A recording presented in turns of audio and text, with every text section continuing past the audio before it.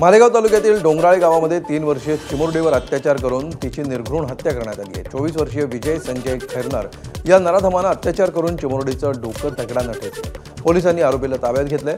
मालेगाव तालुक्यातल्या डोंगराळेमध्ये ही धक्कादायक घटना घडली आहे। नराधमावर कठोर कारवाई व्हावी अशी मागणी केली जाते। त्यामुळे अत्यंत क्रूर अशा प्रकारचा हा गुन्हा समोर आलेला आहे आणि या नराधमावर कारवाई करण्याची मागणी सध्या जोर दरम्यान मालेगाव अत्याचार प्रकरणी कडक कारवाई केली जाईल आणि अशा प्रकारच्या लोकांची मानसिकता ठेचण्याचं काम सरकार निश्चित करेल अशी प्रतिक्रिया मुख्यमंत्री देवेंद्र फडणवीस यांनी दिली। तर यावर तातडीने चौकशी करून अशी मानसिकता ठेचली पाहिजे अशी प्रतिक्रिया राष्ट्रवादीचे खासदार सुप्रिया सुळेंनी दिली आहे। तर चिमुकलीला न्याय मिळावा यासाठी फास्ट ट्रॅकवर केस चालवण्यात येईल असं भाजपच्या महिला प्रदेशाध्यक्ष चित्रा वाघ यांनी म्हटलं। मुंबईच्या विलेपार्ले परिसरामध्ये संतापजनक घटना घडली आहे। विलेपार्लेतील एका नामांकित शाळेमध्ये 3 अल्पवयीन मुलींचा स्कूल व्हॅन चालकानं विनयभंग केलाय।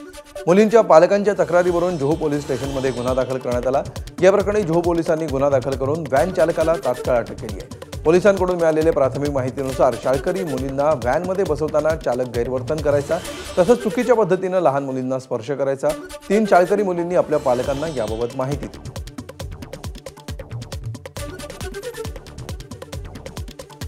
दरम्यान यावर तातडीने चौकशी करून अशी मानसिकता ठेचली पाहिजे अशी प्रतिक्रिया राष्ट्रवादीच्या खासदार सुप्रिया सुळेंनी दिली आहे।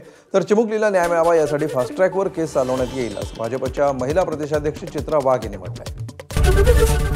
एबीपी माझा, उघडा डोळे बघा नीट।